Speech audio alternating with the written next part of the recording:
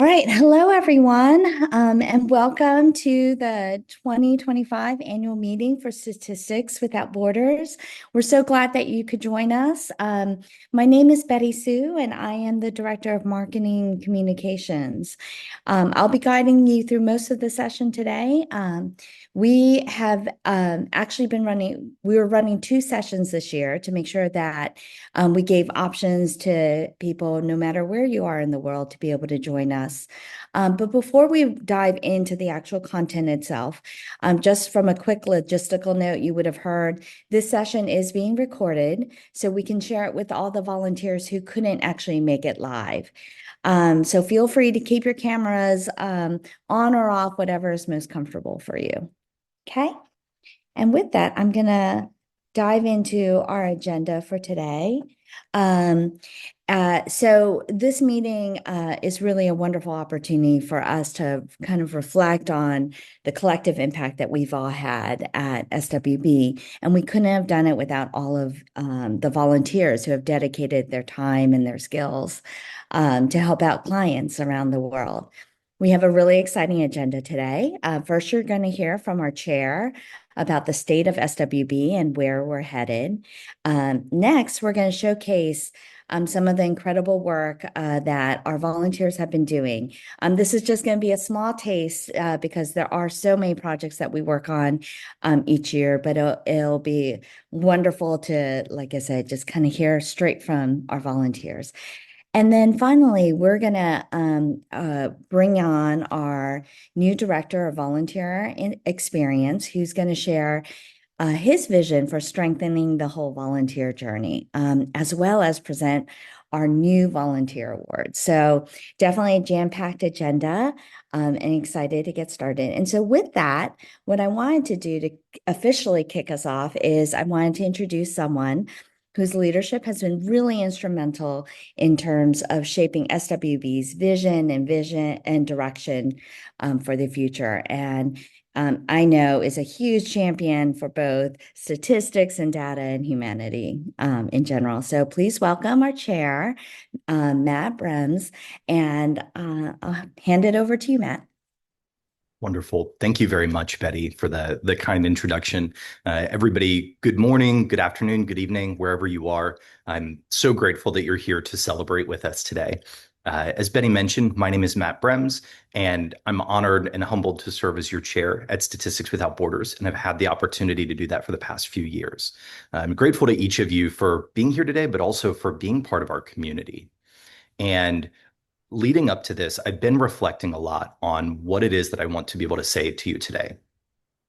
On one hand, I do want us to celebrate. There's a lot of really impactful work that we've done. There's a ton to be proud of. Many of you on this call have put in so much time and energy and care and effort into making the world a better place and into the work that we at Statistics Without Borders do around the world. And I want to acknowledge that. On the other hand, there's a lot going on in the world, and a lot of it directly affects our vision and the work that we do. The status quo of international development has been upended. The role of government and statistics, or should I say statistics and government, has shifted in various countries recently. And so with that, I think it would be a mistake to not acknowledge that these events directly do impact our mission and directly do impact the work that we do. And so thinking about this, I've been thinking, well, what do I do? What tone do I strike? What do I focus on? And the more that I thought about it, I think that it's a false choice to present this as one or the other, but rather both. And there's something that I think ties these two together, the celebration and the acknowledgement of where we are. And that is community. So I want you to think about what community means to you. This could be Statistics Without Borders. This could be your neighborhood. This could be another organization that you're part of. This could be your family by blood or your family by love. Now, thinking about that community, these are the people who you ideally want to celebrate with when things are good. And these are also hopefully the people that you can lean on and count on when things aren't as good. And so what I want us to do is come together as a community today and moving forward. Let's celebrate our past together. Let's be clear-eyed about the present and what that means together. And let's lean on one another as we move into the future and see what it is that we can all do when we come together. So with that, let's start by celebrating our past. So we continue to grow our number of projects here at Statistics Without Borders. If you joined us last year for the annual meeting, I stood in front of you, or perhaps I sat in front of you, and talked about over the calendar year 2023, from January to December 2023, we worked on 51 projects around the world. And that's really exciting that we were able to do that. And one of the things that we heard from many volunteers is people want an opportunity to get involved. We want to be able to contribute more and do more. And so we said, let's start thinking about what changes we might make. So from January to December 2023, we did 51 projects. Then moving on to, if we shift about 6 months later, looking at August 2023 to August 2024, roughly when I stood in front of you last year, in the previous 12 months, we'd worked on 52 projects. We brought on a demand generation team. We worked with our engagement directorate to see what are some changes that we could make. The new client acquisition team took on initiatives of their own to bring in more projects. And with that, if we fast forward another 6 months, from January 2024 to December 2024, we worked on 67 projects. Those of you who looked at our annual report might recognize that figure. And now shifting ahead, if we think between August 1st, 2024 and August 1st of 2025, we at Statistics Without Borders have worked on 79 projects around the globe. So we're seeing that this number of projects continues to increase. And generally speaking, if I can speak in generalities for a moment, generally speaking, more projects means more impact, and more projects means more opportunities for volunteers like you to contribute and get involved. Now, I'm going to touch on both of those points later and refine it a little bit because as statisticians, we like to avoid generalities where we can. But it's not just about our number of projects. There's a lot of other stuff that has been done, perhaps behind the scenes, that depending on where you are in our organization or where you are in our community, you may not be as familiar with. So one of the big changes that I've tried to make at Statistics Without Borders for our executive team in particular is let's seek out subject matter experts for roles. I'll tell a quick story. I was once upon a time tapped to be our director of marketing and communications here at Statistics Without Borders. And my only qualification for that was that I could send a tweet. And that's all well and good. I like to think that I'm an okay marketer among statisticians, but let's go out and find real professionals who know how to do this and can inform what we do. So, for example, Betty has introduced us today. Betty used to be the Chief Marketing and Communications Officer for the National Audubon Society here in the United States. And so she's coming in and bringing so much marketing expertise to be, as I like to call it colloquially, the adult in the room and tell us what it is that we need to be doing. And I'm really grateful to her for that. And so that's been a shift that we've tried to make at the executive level. Something else that has happened more organically, less from the executive level on down, but kind of from the grassroots up, is working on projects involving on other languages. We've been doing this for kind of a while. Some of you may remember a call for volunteers going out recently seeking individuals who had backgrounds in French or who were able to speak French. And so there are many projects that come in that involve working in other languages to some degree. Now, at this point, we're saying, what might that look like to formalize this rather than taking on parts of projects or certain individual tasks in other languages? What would this look like to do this intentionally and repeatedly moving forward? And so that's something that we've been actively working on. We've stood up a volunteer experience directorate. As you know, Statistics Without Borders is an all-volunteer organization. And so with that, given that we're an all-volunteer organization, it's important for us to focus on the volunteer experience. In the past, this work has been left to everybody else across our organization. So for example, those of you who are project and client managers, those of you who serve in leadership roles around the organization, you have been expected to not only do your job, but also try and improve the experience of the volunteers who work with you.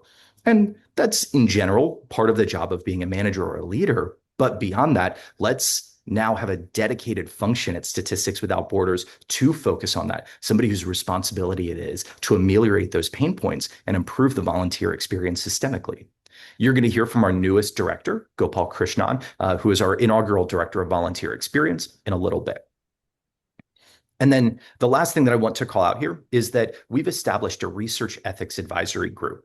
And that's something that on the executive team, we can't take credit for at all. That's something that similarly, I'll call it a grassroots initiative. Folks within the engagement directorate, where all of our projects are run, noticed that there was a need for us to consistently and repeatedly be able to look at the work we're doing for clients, assess the ethical questions involved, and understand where should we proceed from here. Is SWB equipped to do this, or should we recommend changes? And so we've now got a research ethics advisory group. Some of you may remember a call for volunteers about that recently. But these are some of the things, in addition to the number of projects, these are some of the things that we've also been working on over the last year. So now thinking about our future, 1 year from now, I will be handing the reins of our organization over to a new person. And perhaps that's one of you on this call here. My term as chair will be up, and so somebody else will be standing or sitting in this position 12 months from now. And so as I think about our future, I think, what is it that I can do, and what is it that we can do together over the next 10 years to ensure our future? And so on the slide here, you see our vision, our mission, and our purpose. What is it that we at Statistics Without Borders are working toward? So that vision, the ideal state of the world as SWB sees it, the mission, or what is the role that we at SWB want to play in achieving that vision, or our purpose, the why behind it. Why is it that you are choosing to sit on a Zoom call in perhaps the middle of your day or perhaps in your evening and join us? Why do you choose to volunteer with us and put in lots and lots of time and effort and energy?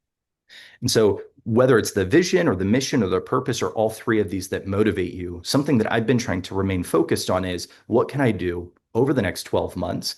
And what can we do together to set Statistics Without Borders up for success in the long term?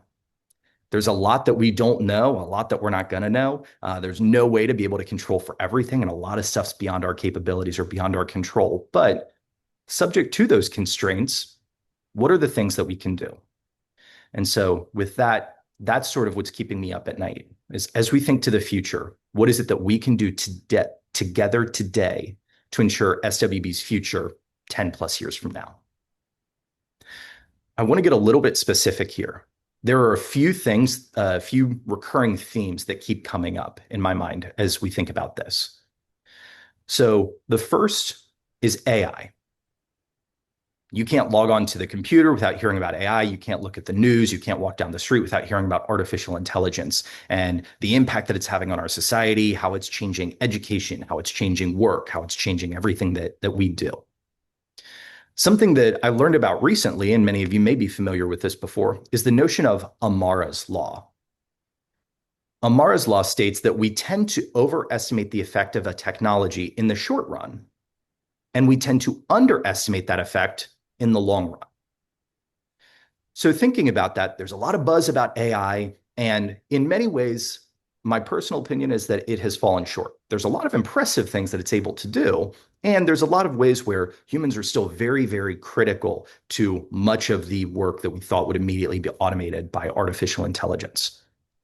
But let's think 10, 20 years down the road. There's a lot that we're not going to be able to know or even comprehend. But what can we do at Statistics Without Borders to set us up for that future when AI is likely more integrated or does have a much larger effect in the long run than we might even be thinking about today? And so with that, there's a specific question that I've been thinking about with respect to AI. And I'll share a couple of facts. One is, today, if we look over the last couple of years at Statistics Without Borders, the median amount of time it takes to complete a project is 9 or 10 months. That's going to vary wildly based on the type of project, the work that we're doing, all sorts of intangible factors. Now, if somebody puts a prompt into ChatGPT or some other generative AI tool that's fairly well worded, and they're able to get similar results to what they would get by engaging with us at Statistics Without Borders, it begs the question, what is it that we at SWB provide above and beyond ChatGPT? If somebody can get 20% or 40% or 60% of the way there with just using ChatGPT, why would they choose to come to us? And that secret sauce, so to speak, that we offer at Statistics Without Borders, it comes back to trust. We build trust with our organizations with whom we work. And many of you on this call do crucial work in making that happen. We build trust from our new client team to our project management team to our delivery and quality assurance team. We work with clients to understand the local knowledge and the local context about this. And you'll actually hear about that in a project coming up shortly. So a question that I'm asking myself is, how can we continue to replicate that trust and do so at scale in a world where AI is going to continue to be a force to reckon with, so to speak? The second area of focus, is impact. And specifically, how do we measure it, articulate it, and increase it? We must be better about measuring our impact. I opened up talking about the number of projects that we had done, and that's a start. As I said, speaking in generalities, the more projects we do, the greater our impact. The more projects we do, the more opportunities for volunteers. But I imagine many of you on this call are questioning that a little bit because it's not 100% true.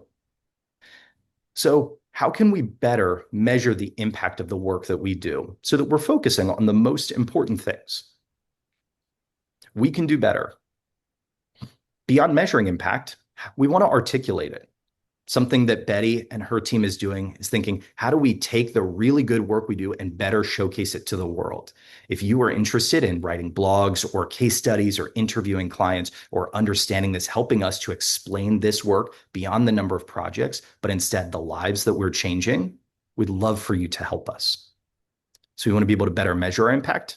We want to be able to better articulate it. And then, as always, it's helpful to think, how do we increase this? Some folks, I'll keep going back to the term grassroots, have pitched ideas around working in different languages or focusing on education and finding other ways to get involved with the world beyond projects or in addition to projects.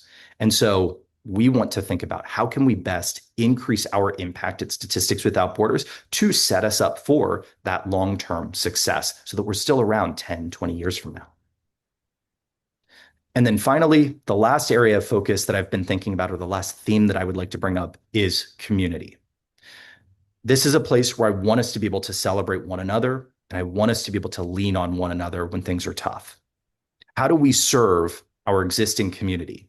Today, we boast about 5,000 volunteers, or I should say over 5,000 members, people who have signed up on our website in the last year or who have renewed within the last year. So how do we serve this group of people, especially when we've got probably about 10% of those folks who are actively engaged in a volunteering capacity over roughly the same window?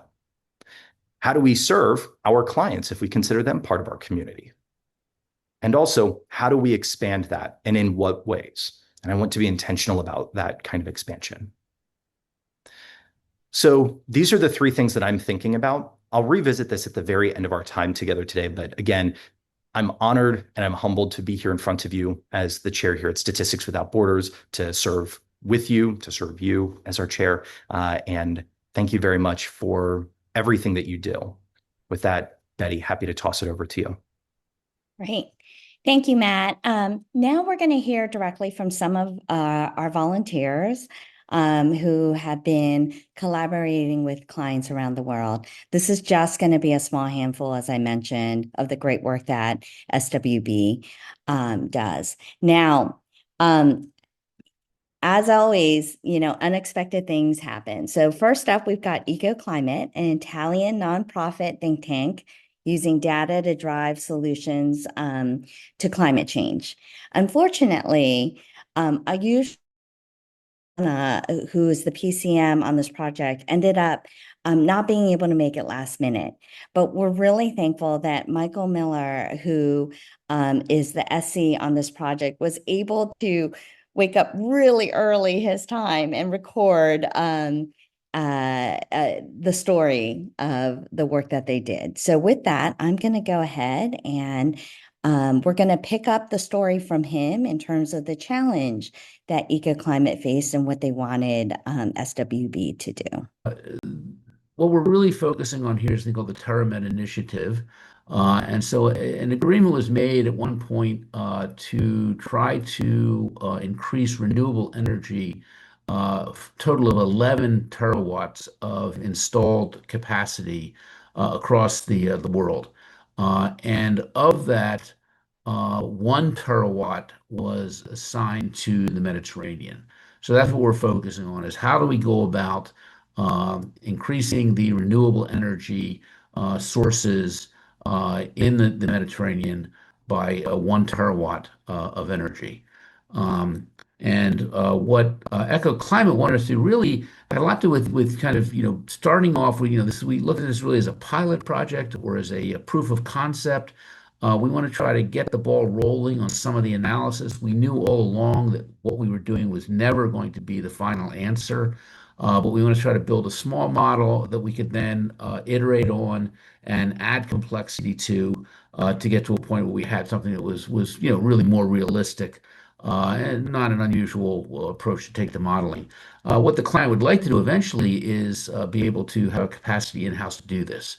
But they are totally grant funded, and they need they would need to generate some donations in order to be able to hire somebody to do this. And so what we want to do is be able to get them to a point where they can go out to their possible funding sources. And I should point out, by the way, that none of those are corporate sources. I mean, they're very clear about that. It's very intentional on their part to not take any corporate money so they can maintain their independence.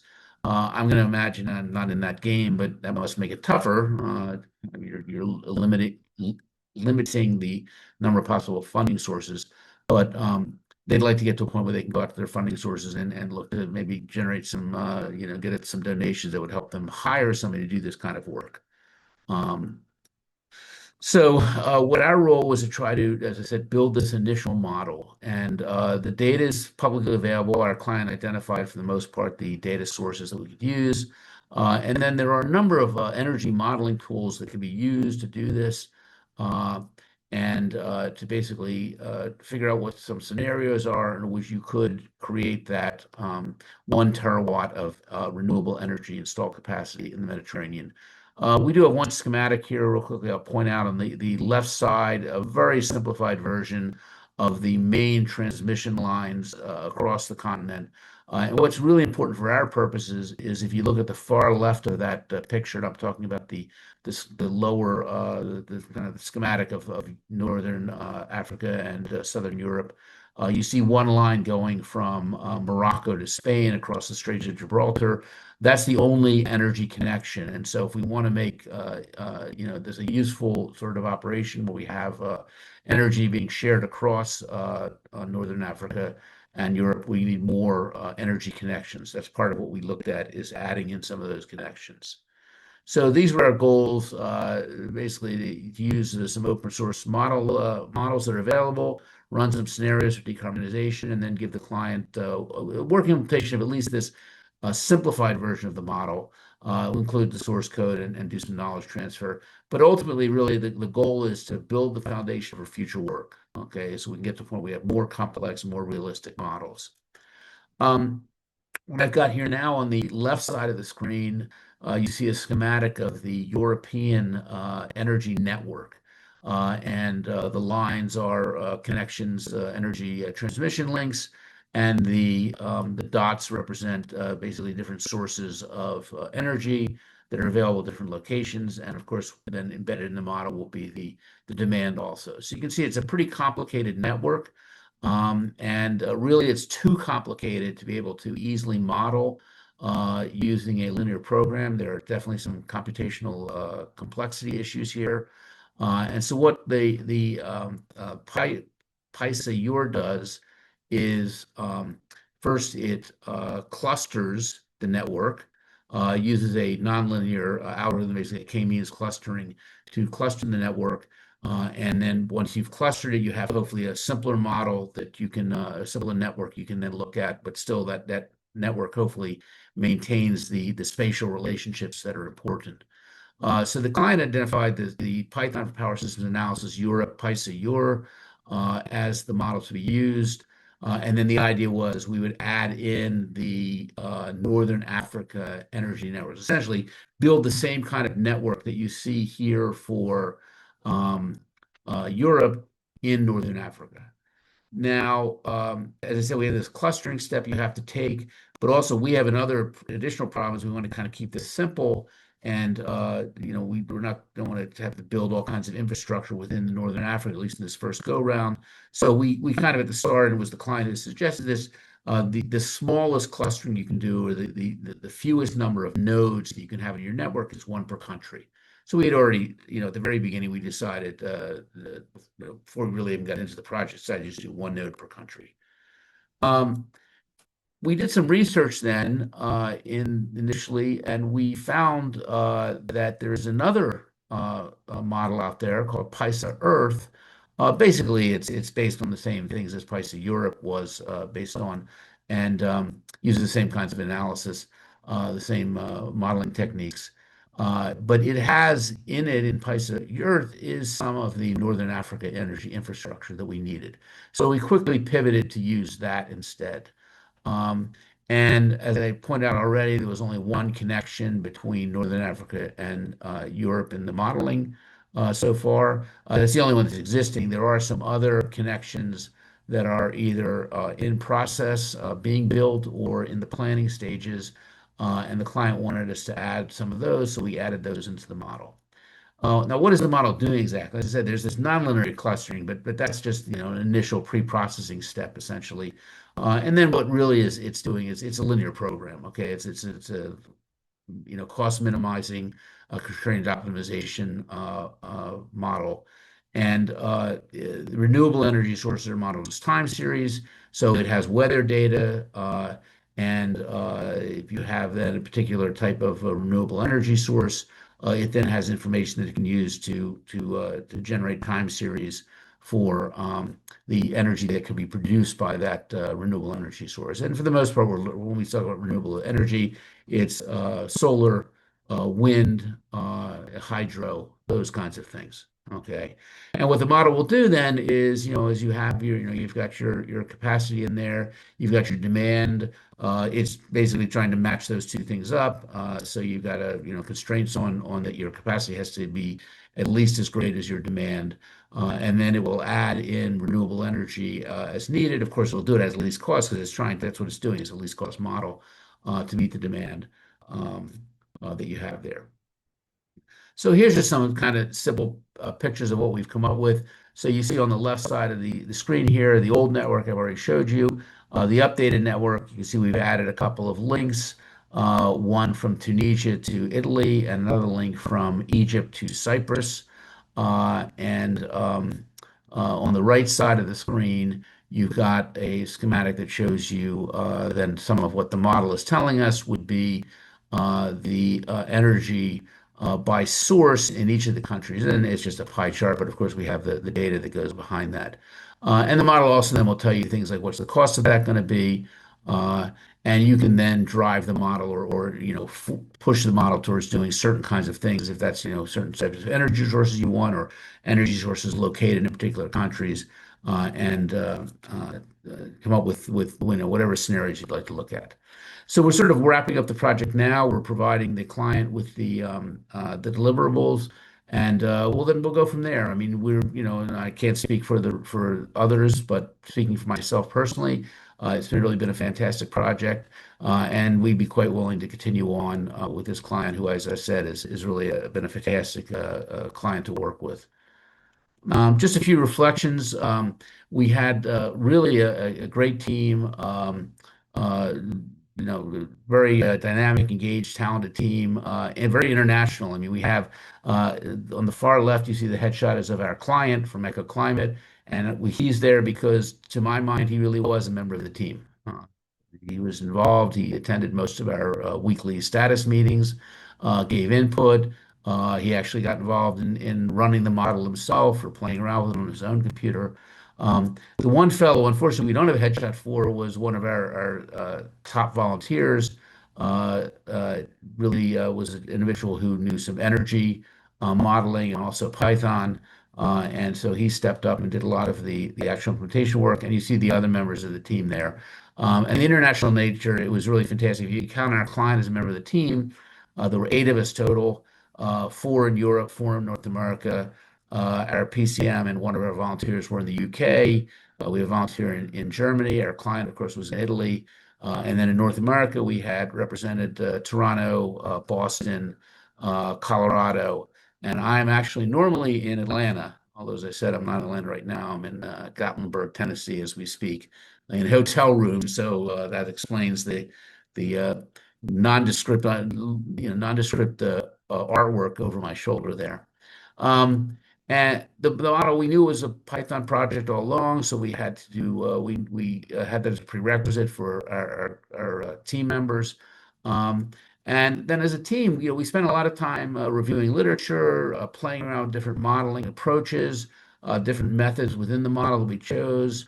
And so it really was a great learning experience for anyone. And it had features of a research project when we started with this. So that's basically what our project was. And thank you for listening and enjoy the rest of the presentation and the rest of your day. Take care.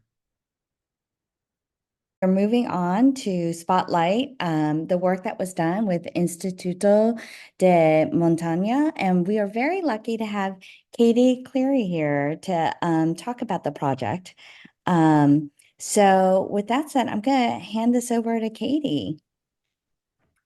Thanks. So I'm Katie Cleary. I was the PCM on a project with the Instituto de Montana at the start of this year, alongside Anusha as the statistical consultant and 3 volunteers, Innocent, Cynthia, and Rejoice. So the Instituto de Montana supports remote communities in the Andes that are already being impacted by climate change. And they really focus on designing solutions alongside Indigenous communities and using local knowledge and expertise. So if we just go on to slide 2, in Peru, there's 18 glacial mountain ranges that supply fresh water to nearly 7,000 Indigenous communities in the Andes, sustaining their livelihoods and local biodiversity. However, between 1970 and 2020, Peruvian glaciers have lost 50% of their surface, and it's estimated that most will disappear by 2050, which will have a devastating consequences for mountain populations and wildlife. So the Instituto de Montana has just started a 5-year project to support these remote communities who are being impacted by climate change. And this includes further research alongside finding ways to restore local ecosystems wherever possible. And these are really fragile communities that are predominantly alpaca farmers. And it was really interesting too that a lot of the communities have actually reverted to more historic ways of doing things to mitigate the impacts. So learning techniques from elders to conserve water, for example, over it necessarily being modern technology that solves some of these issues. So in the next slide, we've got what we did with SWB. So the SWB project was to provide advice on the design of a research database, which can then be used throughout the wider 5-year project. So one of the requirements too was how to incorporate Indigenous knowledge and terms to measure success, alongside also building something that would enable robust future analysis. And a really interesting part of the project was hearing about the specific challenges faced by the communities from the client, together with the existing indicators used. The volunteers then carried out a review of these indicators, including reviewing other projects and literature to find some examples of best practice and other potentially useful recommendations.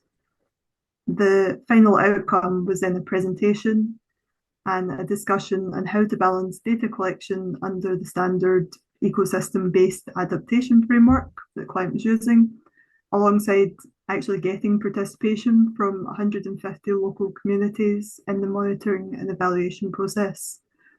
And that includes incorporating local knowledge and practices. So on the final slide, to bring it to life a little bit, I just wanted to touch on, there was lots of things, but some of the considerations that we discussed with the client. So the first one is consideration of multiple methods that local knowledge is shared by. So that includes oral traditions, cultural events, community meetings, and the arts. And as I mentioned at the start, there's intergenerational transfer of knowledge, with there being real value in a lot of traditional methods, some of which have started to be used again now. And then there's the relationship between local knowledge and scientific knowledge. For example, there might be a local way to measure water table levels that are perfectly valid over trying to force a modern scientific method. And ultimately, if data is robust and consistent, then it's just as useful. And it's obviously more valuable to collect data in a way that's already used, especially over not having anything at all. And the final thing was, we discussed a lot about how to get buy-in from local communities, and that includes transparency around how the information will be used and how it could benefit them. For example, there's funding available as part of the wider Instituto di Montana project, which local communities can benefit from, including from a business perspective. So overall, it was just a really interesting project and a bit different because it wasn't about setting up the database itself or doing a specific bit of analysis. It was working with the client on the design of the database. And it was very much all about balancing Indigenous knowledge and methods with something that would also be statistically robust. And there isn't an easy solution to this. So it was lots of discussions, lots of thoughts, some signposting. But we were able to offer useful advice to the client, including pulling out those examples from other literature on ways it has been done effectively. That was all for me. Thank you. I was going to say thank you so much, Katie, for sharing your experience. Next, we're going to move on to our next spotlight, which deals with an organization called Medical Aid Film. And we're very lucky to have Dr. Vinti Agarwal here to speak about it. So Vinti, can I turn this over to you? Yeah, thank you, Betty. Thank you for giving me the opportunity to present. So we did this project with Medical Aid Films. So Medical Aid Films, works mostly in Africa and uses the power of film to improve the health outcomes in communities which are otherwise underserved. So we had two people in our project. So one was our project and client manager, KB. For some reason, she couldn't be here. And I was the statistical consultant, as well as I also delivered the course.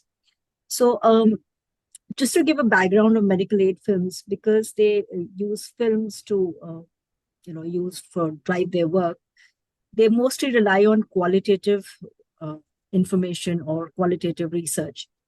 They didn't really have a background in quantitative research, and some of their NGOs that they partner with, some of their workers were having issues in terms of looking at their own impact. So they wanted some tools and techniques whereby they could measure their own impact, and so they were kind of limited because they didn't have the knowledge to design their own surveys and do a little bit of analysis. So basically the brief that the client gave us, that we needed something which was understandable to the local participants out there, and the local participants of the training program, and so that they could design their own surveys and carry out a little bit of analysis and stuff.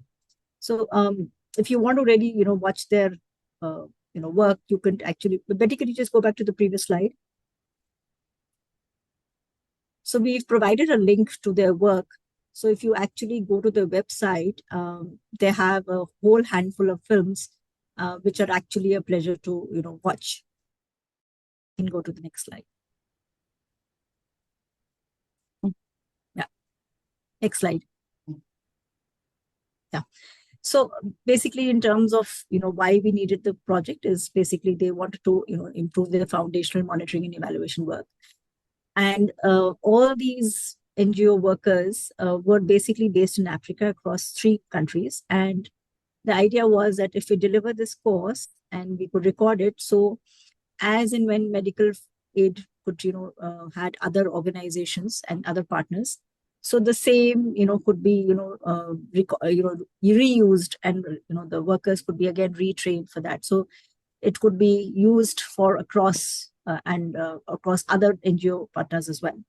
And so the whole idea was to empower the local program and research staff to carry out impact projects within their communities. Yeah, Betty, next. So we actually carried out a lot of discussions, and a lot of work actually went in terms of designing our statement of work. So after a lot of back and forth, this was the statement of work that we designed, whereby we said that we wanted to go into things like, research process. So we want to give them first an introduction to what is research. And then, of course, because I think it was important for the workers to also understand the theory of change for their own organization and how to design a logical framework. So we did that. And then we also looked at like how they could blend qualitative and quantitative research, how to design their own research study. Sampling was actually a very important aspect, because I think one of the major aspects was that how do you calculate a representative sample, and how do you construct a sampling frame.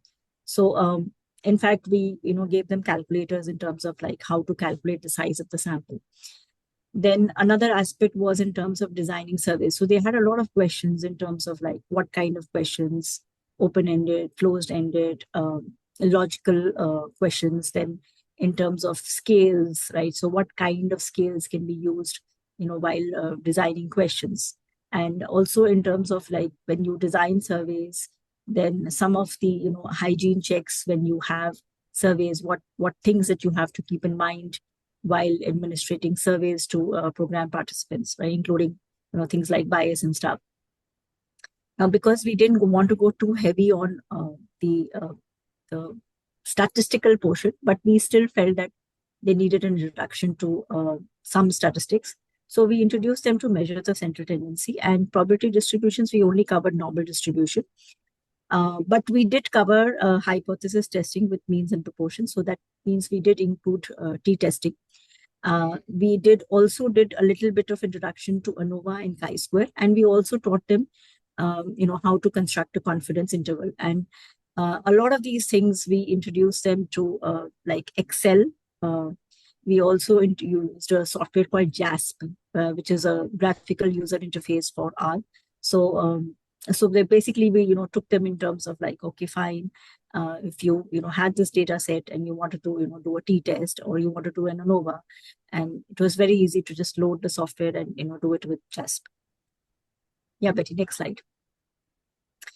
So in terms of like how we went about it, so the first thing that we did, just to ensure that we were meeting the target, we first did a structured need assessment. We gave them, the participants, a Google form, and we got their responses. And based on that, like we had of course designed the SOW, but before we finalized the SOW, the need assessment came in handy, so that whatever the client wanted and whatever the participants wanted, we made sure that we included that in the course, and accordingly we designed the course.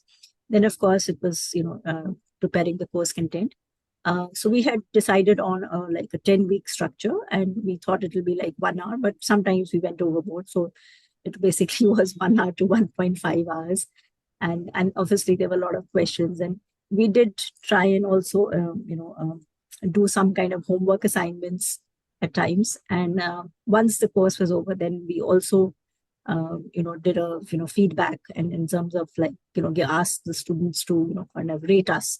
So we'll share the ratings that we got in the course. Yeah, Betty, next slide. So this is like what the ratings were.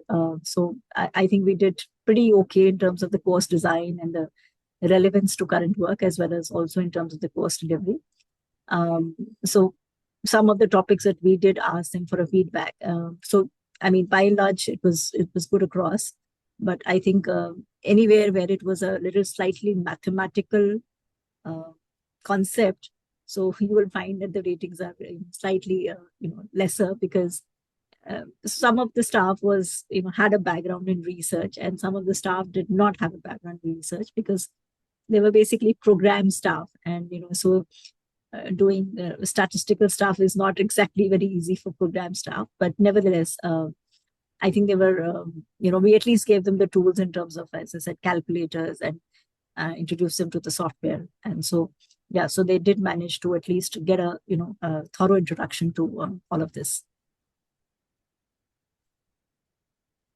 So this was the client testable manual, and the only thing that that came out during the course was when we were interacting with the students, they really felt very grateful for the exposure and the knowledge, because some of them said that it's very difficult to get this kind of learning at because otherwise it's very expensive, and nobody designs courses which is relevant for them. So it was like a mini course, but it kind of took them to each and everything, and based on whatever foundation they got from this course, if participants would be more interested, they could actually pick up something more. And even though some of the students were on field and they could not sometimes come to the class, but because they were recordings, so they we found that they had we had shared all the recordings in the Google Drive, so they would kind of download the recordings and go through the course. So except for the challenges in terms of internet connectivity and sometimes students not being there, and the fact is that when you are delivering an online course, the one biggest challenge is that students don't put on their cameras. So sometimes you feel that whether they are listening or not listening. But yeah, apart from that, based on the feedback, it seemed to be all good. But I do feel that at the end of any online course that we deliver, we must ask for some sort of a testing, whether they have really taken the material, they have really understood it well. So it kind of enhances our confidence that yes, whatever we have delivered, they have taken it and they have applied it, or whatever, at least they have understood everything. But thanks, Betty. Thanks, Atan, for giving me the opportunity. Thank you so much for taking the time presenting both days to our audience. Really appreciate the work that you've done. We are going to just welcome our new Director of Volunteer Experience, Gopal Krishnan. Hi, everyone. I'm Gopal. Really nice to meet you. I'm coming to you today from the San Francisco Bay Area. So good afternoon or good evening or good morning, depending on where you are. Let's talk about this new volunteer experience team. So if you go to the next slide, what is our mission? Our mission is to make SWB an exceptional place for you, the volunteers, because as you saw Anusha and Vinthi and Michael make those presentations, we see how all of you make such a big impact to the world. So think of yourself as the world championship team of soccer or cricket or football. I'm the guy who comes running in with the water and the towels while you do the great work. Okay, so that is volunteer experience for you. And first thing we did as soon as I joined was we did a survey, and we'll show you some numbers on the next slide, which is we had 358 people respond, which was a really good number. And about 52% said we were very satisfied with, satisfied or very satisfied. About 33% were neutral, and there's some people who are dissatisfied. So we tried to cut this data by people who have volunteered in the last 24 months and people who haven't. So if you look at the next slide, the people who volunteered in the last 24 months, so about 93 people in the survey, their satisfaction rate was very close on to 90%. On the other hand, if you flip again, the people who had not volunteered but wanted to volunteer in the last 24 months, their satisfaction rate was much lower. So as you can see, the key to great volunteer satisfaction is to get each one of you involved with the mission of SWB, and that's what we want to do. So if we go to the next slide, how do we do that? And the first thing I want to tell you is there are many, many ways to volunteer with SWB. one of the things you do is actually go work on a client-facing project.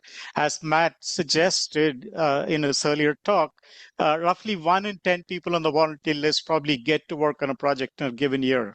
So you will keep applying for those projects. If you get in, you work on it, great. We also need a lot of people to work on internal SWB work. We have internal SWB projects, we have staff roles, and we would love to have you participate as well. There are many volunteers on this call today who do staff roles. So if you're interested, that is another area to take part in. And then there are some more areas. So organizational capability building, which is training and mentoring some of our newer volunteers, helping with the ops and IT infrastructure, which runs the whole platform for us, helping us to land new clients and projects, interviewing clients, writing blogs, and otherwise communicating to our internal teams about our work, and then building volunteer relations. And there are many more such things you can do. What you can do if you're interested is just take a picture of the QR code on the screen. That'll take you directly to my email address, and you can write to me. We'll try to get you hooked up with somebody in any of those categories. And please remember, just take a quick picture and you can do that. Okay, next slide. So other suggestions that we heard from you were really in 4 areas. The first area is volunteering. And you said, look, the primary reason we came to SWB is because we want to make the world a better place. And we want to do that by volunteering with like-minded people. So this is this wonderful society of statisticians, project managers, and other people who are moved by data and data science. And that is the first thing we heard. The second thing we heard is we want to do some skill building by trying out new methods, by trying out new projects. You also want to build your skills in certain areas. Third thing we heard is that, look, some parts of SWB are a little bureaucratic. Is there a way that you can make it a little more faster in terms of onboarding and getting on to actually contributing? And the final thing you said was, it would be nice once in a while to be recognized for our work. I know all of you are very humble and you are motivated only by the mission, but I know once in a while somebody says, great job. It makes all of us feel good. So what are we going to do about that in the next year? That's on the next slide. We are going to find more ways for people to help and connect with each other in the group.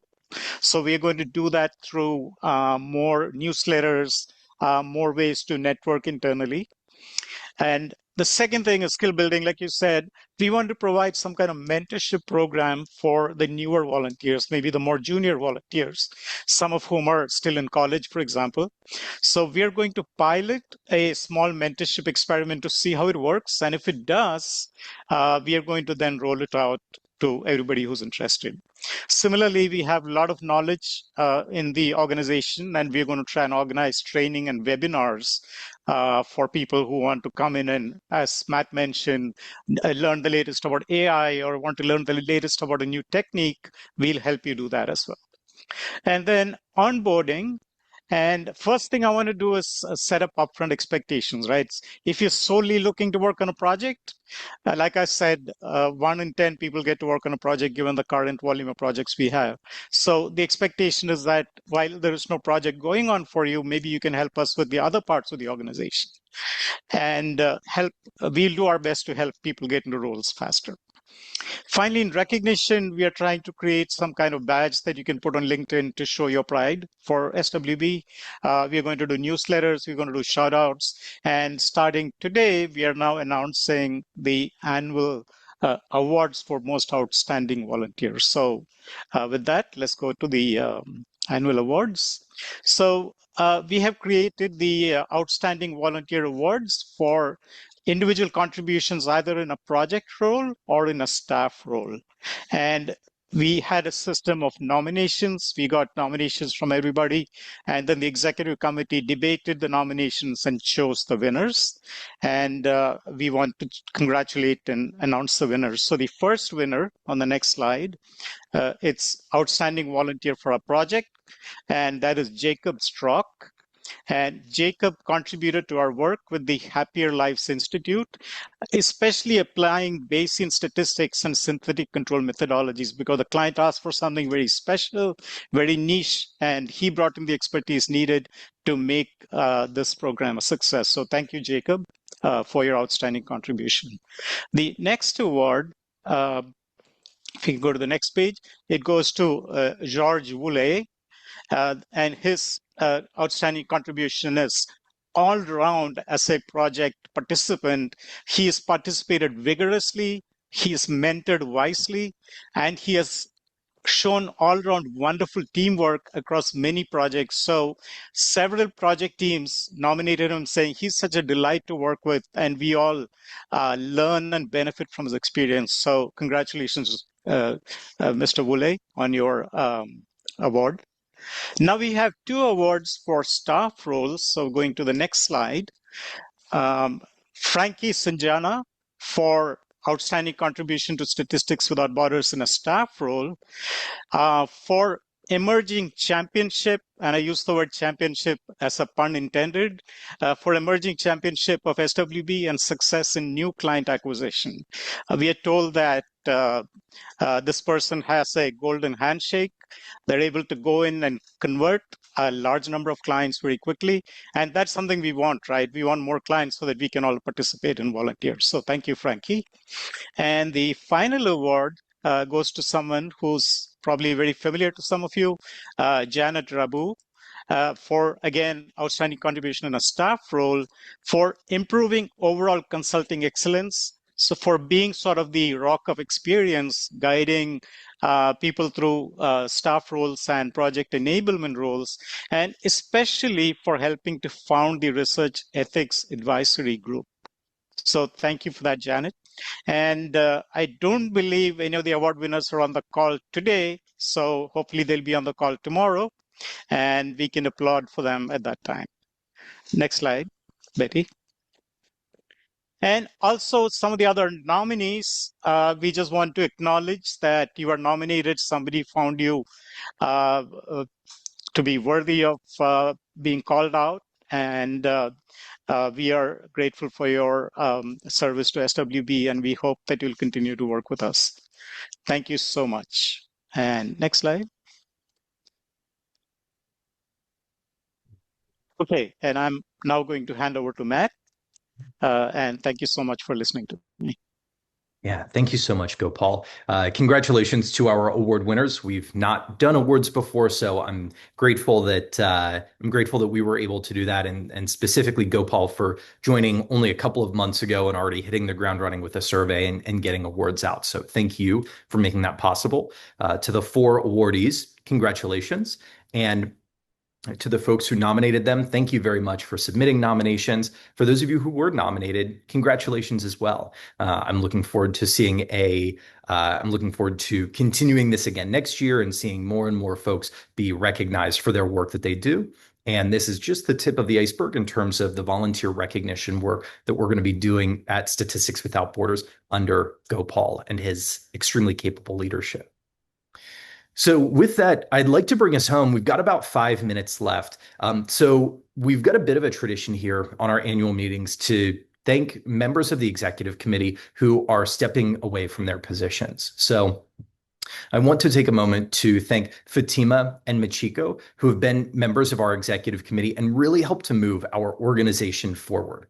So first, Fatima is our engagement director. And for those of you who aren't familiar, the way that Statistics Without Borders is organized, under the executive committee, we've got 4 different directorates. And the engagement directorate is just incredible in terms of what they do. All of our projects, everything is run through the engagement directorate. There's so much work that they do. There's a lot of tireless effort that honestly happens behind the scenes. When I showed really early on the number of projects that we've done, so much of that is due to Fatima and to her leadership team and the remaining folks in the engagement team to make that happen. And so Fatima's been a member of our executive committee since 2022. She's been an invaluable partner to us, and I'm really grateful for all of the time and energy that she's given us, all of the leadership that she's shown.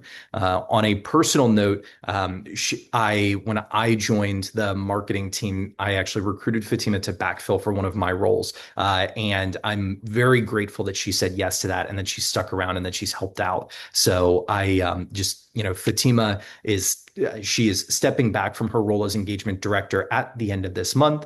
She'll continue to be part of our organization at least through the end of the year, but I did want to take this opportunity to thank her for all of her work over the last few years, and helping to guide us through a lot of transitions that have happened and wouldn't have happened without her. And then I also want to thank Michiko. So I imagine that many of you are familiar with Michiko, if not by voice or if not by face, then at least by name. You've likely, if you're on our Slack space, you've gotten at least one @channel from her probably today. Michiko tirelessly works to make sure that our operations directorate runs. So we've got our 4 directorates at SWB. We've got engagement where all the projects happen. We've got Marcom headed by Betty. We've got volunteer experience headed by Gopal. And Michiko leads our operations directorate. And that is the farthest behind the scenes that makes everything go. And Michiko has come in, and over the last year, she joined in only an interim capacity, and she planned to only join for a couple of months. And she was willing to continually extend her time with us, and help to really revolutionize the operations team and provide a lot of support to the rest of our organization. And so, Michiko, I'm so thankful to you for all of your time and your effort and your intellect and brilliance in what you've done to get us to this point. We've got a little bit more time with Michiko. Luckily, she's stepping down at the end of October, but did want to take this as an opportunity to thank her publicly for her work. So, Michiko, thank you very much. Very grateful to you. Fatima, thank you as well. So grateful to you. And our executive committee will be the worse for the 2 of you stepping away, but just thank you both. With that, what I'd like to do is to bring us home is, if Betty, you want to head to the next slide here. I shared earlier, here's the main areas of focus, the things that are keeping me up at night, the things that I think about, hey, how do we make sure that Statistics Without Borders is here 5, 10, 20 years from now? And so thinking about the impact of AI and what we at SWB can do to replicate trust with organizations. Impact, how do we measure it, articulate it, and increase it? Community, how do we continue to build community? A lot of that impact work is going to be related to Betty's org. A lot of the community work will be related to Gopal's org, but this is a shared problem, or rather these are shared problems and shared challenges for us. And so what I would love for each of you to do tonight is, as you think about what your future with SWB involves, think about how you might want to lean into these. What are the places where you've got ideas?